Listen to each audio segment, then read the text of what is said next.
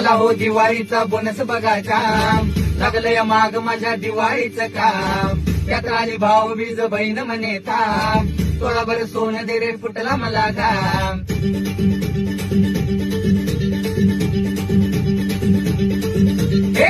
आला हो दिवाळीचा बोनस बघायचा, लागलंय माग माझ्या दिवाळीचं काम.